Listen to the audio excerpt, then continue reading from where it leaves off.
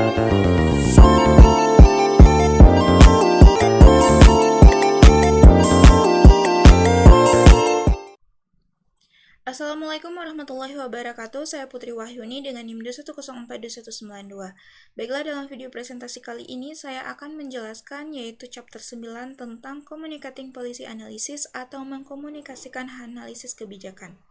Pembahasannya yaitu yang pertama, proses komunikasi kebijakan, yang kedua, makalah masalah kebijakan, yang ketiga, merencanakan pengarahan lisan dan tampilan visual, yang keempat, analisis kebijakan dalam proses pembuatan kebijakan. Proses komunikasi kebijakan. Apa sih itu proses komunikasi kebijakan? Nah, komunikasi kebijakan adalah pengetahuan yang relevan sebagai proses 4 tahap yang melibatkan analisis, dokumentasi, komunikasi, dan pemanfaatan. Di mana analisis kebijakan dimulai berdasarkan permintaan informasi dari pembuat kebijakan dan pemangku kepentingan lainnya yang menjalankan fungsi berbeda dalam proses pembuatan kebijakan, penetapan agenda, perumusan kebijakan, adopsi kebijakan, implementasi kebijakan, penilaian kebijakan, dan adaptasi kebijakan. Nah, proses komunikasi kebijakan. Perhatikan gambar di samping ini. Ini merupakan gambar tentang proses komunikasi kebijakan. Nah, 4 anak panah pada gambar di samping menggambarkan bahwa analis mempengaruhi produksi dan penggunaan informasi pada berbagai titik, tidak hanya dengan melakukan analisis. Selanjutnya, analis tidak hanya mempengaruhi reliabilitas, validitas, dan kualitas keseluruhan kesimpulan dan rekomendasi yang dicapai melalui analisis, tetapi juga mempengaruhi bentuk, isi, dan kesesuaian dokumen, serta wacana interaktif selanjutnya yang mengarah pada pemanfaatan analisis dalam proses pengambilan kebijakan. Selanjutnya, tugas dalam komunikasi kebijakan. Yang pertama, pengembangan dokumen relevan kebijakan yang mampu menyampaikan pengetahuan yang berguna, memerlukan pengetahuan dan keterampilan dalam mensintesis, mengorganisasikan, menerjemahkan, menyederhanakan, menampilkan, dan merangkum informasi. Nah, adapun di antaranya yang pertama, terdapat perpaduan. Informasi harus disintesis menjadi dokumen yang panjangnya berkisar dari 1 atau 2 halaman atau memorandum kebijakan hingga lebih dari 25 halaman berupa makalah dan laporan isu kebijakan. Yang kedua, organisasi, yaitu mengorganisasikan informasi dengan cara koheren, konsisten secara logis dan ekonomis. Yang ketiga, terjemahan, yaitu terminologi dan teknik khusus analisis kebijakan harus diterjemahkan ke dalam bahasa para pemangku kepentingan kebijakan. Nah, selanjutnya yang keempat, penyederhanaan, yaitu solusi potensial terhadap suatu masalah seringkali rumit. Cara lain untuk menyederhanakan kompleksitas adalah dengan menggunakan tabel strategi sebagai bagian dari pohon keputusan atau menggunakan pohon keputusan. Nah, yang kelima yaitu tampilan visual, yaitu ketersediaan grafik komputer yang canggih dan mudah digunakan telah meningkatkan kemampuan komunikasi visual yang efektif secara signifikan. Yang keenam, ringkasan, yaitu keterampilan dalam mempersiapkan ringkasan sangat penting untuk komunikasi kebijakan yang efektif. Tugas dalam presentasi lisan dan pengarahan. Prosedur untuk mengkomunikasikannya dalam bentuk presentasi lisan dan pengarahan. Apa sih itu presentasi kebijakan? Presentasi kebijakan yang meliputi percakapan, konferensi, pengarahan, pertemuan, dan dengar pendapat merupakan cara komunikasi efek interaktif yang berhubungan positif dengan pemanfaatan pengetahuan yang relevan dengan kebijakan. Nah, pedoman umum penting untuk komunikasi kebijakan yang efektif. Pedoman ini menawarkan berbagai strategi komunikasi yang sesuai untuk berbagai kemungkinan yang ditemukan dalam lingkungan praktik yang kompleks. Di antara kemungkinan tersebut adalah yang pertama, besarnya kelompok atau audiens. Yang kedua, jumlah spesialis di bidang masalah yang ditangani. Yang ketiga, keakraban anggota kelompok dengan metode analisis. Yang keempat, kredibilitas analisis terhadap kelompok. Yang kelima, sejauh mana presentasi tersebut penting bagi kebijakan yang dipertimbangkan secara aktif. Selanjutnya, makalah isu kebijakan. Dalam makalah isu kebijakan harus memberikan jawaban atas sejumlah pertanyaan-pertanyaan di bawah ini. Yang pertama, Tindakan aktual atau potensial apa yang menjadi objek konflik atau perselisihan di antara pemangku kepentingan. Yang kedua, dengan cara apa saja permasalahan dapat didefinisikan. Yang ketiga, apa cakupan dan tingkat keparahan masalahnya. Yang keempat, bagaimana kemungkinan perubahan masalahnya di masa depan. Yang kelima, bagaimana tingkat keberhasilan dalam mencapai tujuan diukur. Yang ketujuh, kegiatan apa yang sedang dilakukan untuk mengatasi masalah tersebut. Yang ke-8, alternatif kebijakan baru atau apa yang diadaptasi dan harus dipertimbangkan sebagai cara untuk menyelesaikan permasalahan tersebut. Yang ke-9, alternatif mana yang lebih disukai mengingat tujuan dan sasarannya. Nah, selanjutnya, permasalahan yang dibahas dalam masalah kebijakan, yaitu makalah isu kebijakan dapat membahas isu-isu di hampir semua bidang: kesehatan, pendidikan, kesejahteraan, kejahatan, tenaga kerja, energi, bantuan luar negeri, keamanan nasional, hak asasi manusia, dan sebagainya. Adapun elemen masalah kebijakan yaitu: yang pertama, dalam menyiapkan makalah isu, analis harus cukup yakin bahwa semua pertanyaan utama telah terjawab. Selanjutnya, meskipun makalah isu berbeda-beda sesuai dengan sifat masalah yang diselidiki, sebagian besar makalah isu mengandung sejumlah elemen standar. Nah, elemen-elemen ini disusun berdasarkan kerangka analisis kebijakan yang disajikan dalam bentuk teks. Nah, elemen makalah masalah kebijakan. Yang pertama yaitu memorandum kebijakan. Memorandum kebijakan disiapkan dalam waktu singkat, ringkas, terfokus, dan terorganisir. Selanjutnya yang kedua, melaporkan informasi latar belakang yang menyajikan kesimpulan atau rekomendasi sebagai tanggapan atas permintaan klien.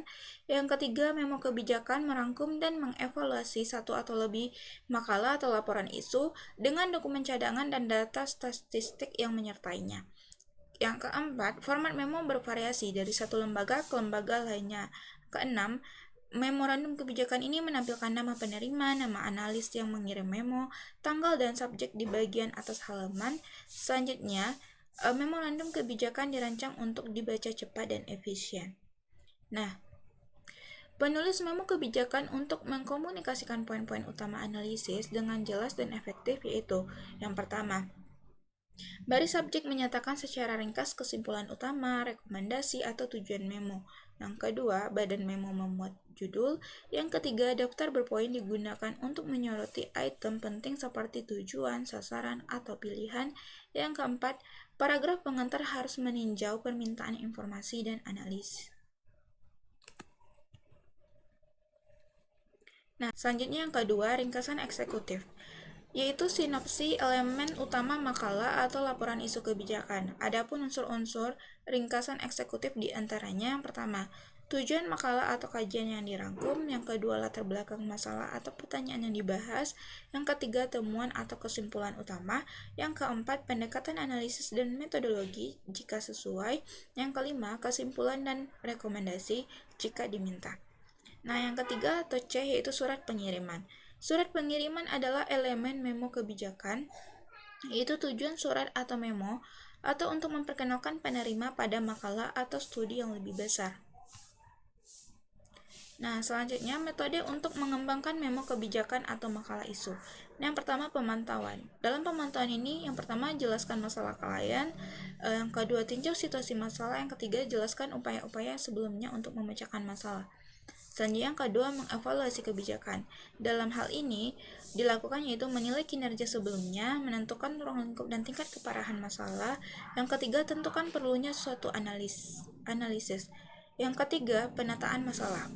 Dalam hal ini yang dilakukan yaitu: yang pertama, identifikasi penyebab masalah. Yang kedua, buat daftar dan jelaskan pemangku kepentingan utama. Dan yang ketiga, tentukan tujuan dan sasaran. Nah, selanjutnya yang keempat yaitu peramalan. Dalam hal ini, hal yang dilakukan yaitu jelaskan kursus tindakan dan non-tindakan. Yang kedua, pilih pendekatan untuk meramalkan induktif, deduktif, abduktif, dan campuran. Yang ketiga, perkiraan akibat dari tindakan dan non-tindakan. Yang keempat, menilai dampak buruk, eksternalitas, kendala, dan kelayakannya.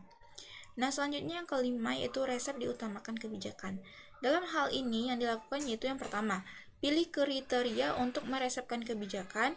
Yang kedua, jelaskan kebijakan pilihan. Yang ketiga, gunakan kriteria untuk menentukan pilihan. Yang keempat, garis besar implementasi, diseminasi, dan desain pemanfaatan. Nah, selanjutnya, perencanaan briefing, lisan, dan tampilan visual. Unsur-unsur pengarahan lisan mencakup yaitu pembukaan dan salam kepada peserta, yang kedua latar belakang pengarahan, yang ketiga temuan utama makalah, studi atau laporan terbitan, yang keempat pendekatan metode, yang kelima data digunakan sebagai dasar analisis, yang kelima rekomendasi, yang keenam pertanyaan dari peserta, yang ketujuh penutupan.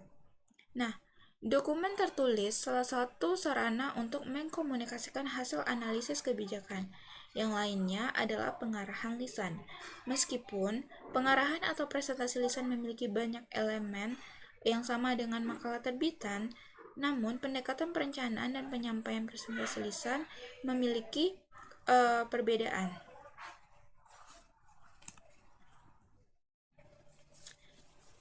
Nah, selanjutnya, perencanaan briefing lisan dan tampilan visual ini merupakan salah satu aspek terpenting dalam perencanaan pengarahan lisan adalah mengetahui audiens. Dalam konteks ini, serangkaian pertanyaan penting harus dijawab sebelum pengarahan, yaitu beberapa pertanyaan di bawah ini seperti berapa jumlah penonton, berapa banyak audiens yang ahli dalam masalah yang dihadapi dalam pengarahan, berapa persen audiens yang memahami metode penelitian, dan apakah ada kredibel di mata penonton. Selanjutnya, apakah audiens menyukai informasi yang detail atau umum. Yang selanjutnya, di mana letak pengarahan dalam proses pembuatan kebijakan, apakah pada fase penetapan agenda atau fase implementasi. Nah, jawaban atas pertanyaan tersebut menentukan strategi dan taktik komunikasi yang sesuai dengan audiens. Selanjutnya, masalah umum dalam memberikan pengarahan lisan yaitu pembuat kebijakan membawa staf ahli dalam pengarahan dan mengetahui masing-masing anggota kelompok. Adapun efektivitas pengarahan lisan dapat ditingkatkan secara signifikan melalui berbagai tampilan grafis. Selanjutnya, dalam perencanaan briefing lisan dan tampilan ini, terdapat banyak jenis tampilan visual tersedia bagi analis yang ingin mengkomunikasikan ide-ide kompleks secara efektif. Adapun contoh tampilan visual yaitu dibuat dengan Harvard Graphic, dan grafik yang sama dapat dibuat dengan Microsoft Excel dan PowerPoint. Adapun jenis tampilan visual yang dapat digunakan untuk mengkomunikasikan ide-ide kompleks yang secara efektif, diantaranya yang pertama, matriks dampak pilihan atau kartu skor Gowler, spreadsheet, diagram batang dan lingkaran, histogram frekuensi, OGIF atau kurva frekuensi kumulatif, adanya plot sebar, selanjutnya grafik deret waktu dan deret kontrol terputus, diagram pengaruh, pohon keputusan, tabel strategi, dan diagram kausal atau panah. Nah, selanjutnya, analisis kebijakan dalam proses pengambilan kebijakan. Analisis kebijakan sebagai proses penyelidikan multidisiplin yang dirancang untuk menciptakan, menilai secara kritis, dan mengkomunikasikan informasi yang berguna dalam memahami dan memperbaiki kebijakan. Intinya, analisis kebijakan adalah serangkaian aktivitas intelektual yang tertanam dalam proses sosial yang dikenal sebagai pembuatan kebijakan. Nah, perbedaan antara dimensi intelektual dan sosial penting untuk memahami penggunaan, kurangnya penggunaan, dan tidak digunakannya analisis oleh para pembuat kebijakan. Yang pertama, dari komposisi pengguna, yaitu analisis digunakan oleh individu maupun kolektif. Yang kedua, efek penggunaan, yaitu penggunaan analisis kebijakan mempunyai dampak yang berbeda-beda. Yang ketiga, cakupan informasi yang digunakan, yaitu ruang lingkup penggunaannya dari khusus hingga umum. Nah, selanjutnya, penggunaan informasi dalam pembuatan kebijakan dibentuk oleh terdapat 5 faktor, diantaranya yaitu kualitas informasi yang dirasakan. Nah, kualitas informasi yang dirasakan ini, karakteristik informasi yang dihasilkan oleh analisis kebijakan mempengaruhi penggunaannya oleh pembuat kebijakan. Yang kedua, kualitas metode yang dirasakan, yaitu penggunaan informasi oleh pembuat kebijakan dibentuk oleh proses penyelidikan yang digunakan oleh para analis untuk menghasilkan dan menafsirkan informasi tersebut. Yang ketiga, kompleksitas masalah. Dalam hal ini, pemanfaatan informasi oleh pengambil kebijakan juga dipengaruhi oleh kesesuaian metode dan kompleksitas permasalahan. Yang keempat, kendala politik dan organisasi. Penggunaan informasi juga dipengaruhi oleh perbedaan struktur formal, prosedur, dan sistem insentif organisasi publik. Yang kelima, interaksi antara pengambil kebijakan dan pemangku kepentingan lainnya. Adapun sifat dan jenis interaksi antar pemangku kepentingan dalam berbagai tahapan pembuatan kebijakan juga mempengaruhi penggunaan informasi oleh pembuat kebijakan. Nah, demikianlah presentasi saya pada video kali ini. Mohon maaf bila ada kesalahan kata. Wassalamualaikum warahmatullahi wabarakatuh.